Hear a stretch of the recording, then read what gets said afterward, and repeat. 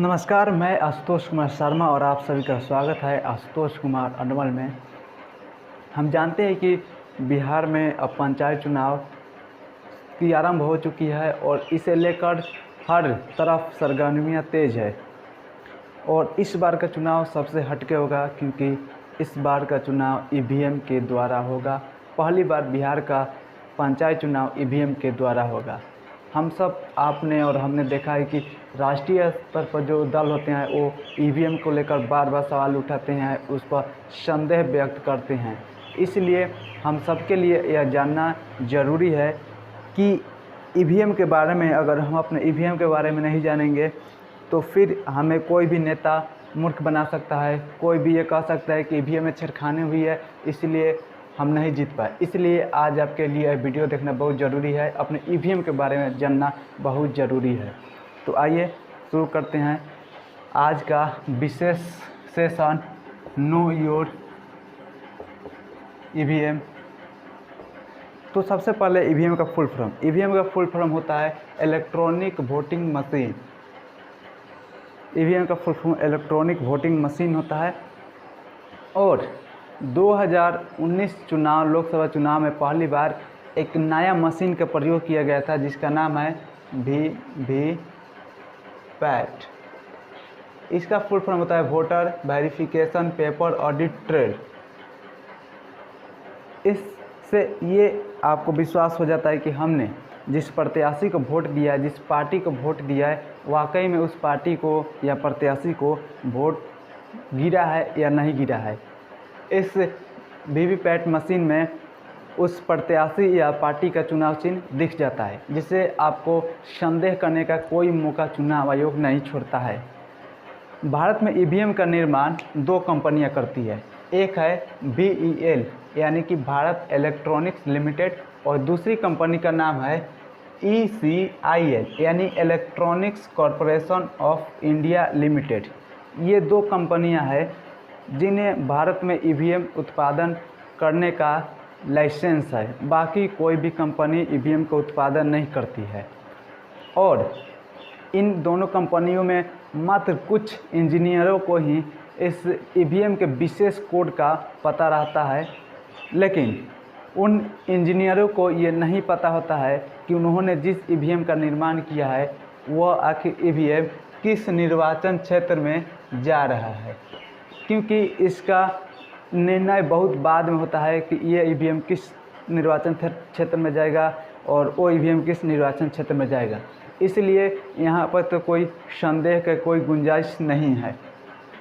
उसके बाद ईवीएम में दो यूनिट होते हैं। पहला है नियंत्रण यूनिट यानी कंट्रोल यूनिट, और दूसरा है बैलेट इकाई यानी बैलेट यूनिट।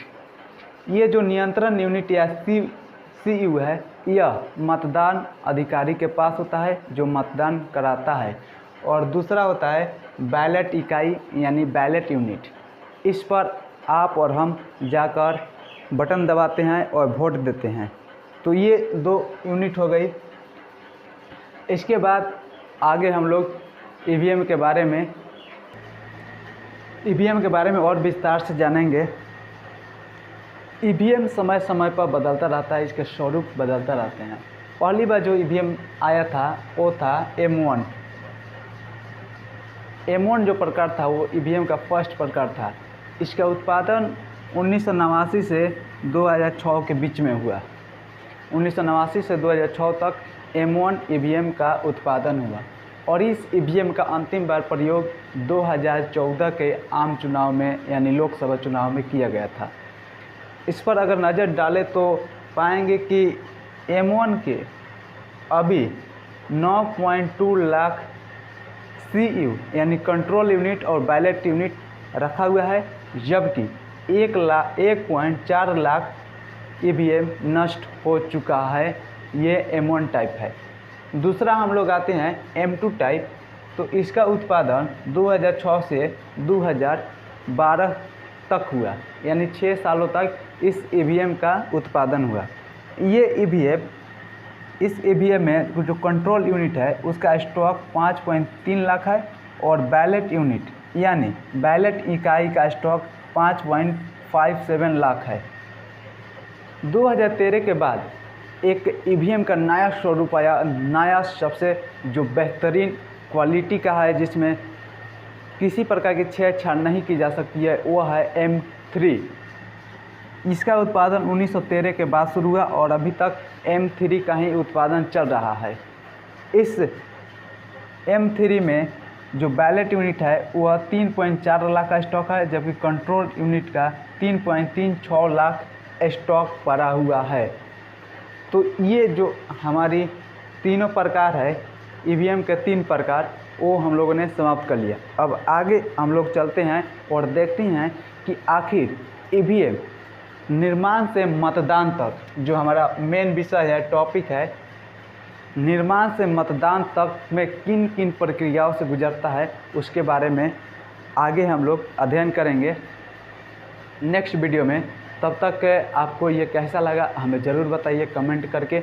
अगर अच्छा लगा हो तो लाइक, शेयर और सब्सक्राइब कर दीजिए, क्योंकि ये ईवीएम एक ऐसा है जिस पर आपको हर मुखिया, सरपंच, वार्ड और नेता आपको भरमा सकते हैं, भड़का सकते हैं, और आप बिना कुछ सोचे समझे, क्योंकि आप नहीं जानते हैं ईवीएम के बारे में, तो आप भटक सकते हैं और उनकी बातों को सच मान सकते हैं। इसलिए ईवीएम पर संदेह मत कीजिए, क्योंकि ईवीएम आपकी पूरी तरह सुरक्षित है। ईवीएम के अगले पार्ट में हम लोग देखेंगे निर्माण से मतदान तक की प्रक्रिया कैसी होती है, किन किन प्रक्रियाओं से गुजरती है। तब तक के लिए आप सभी का धन्यवाद। नमस्कार।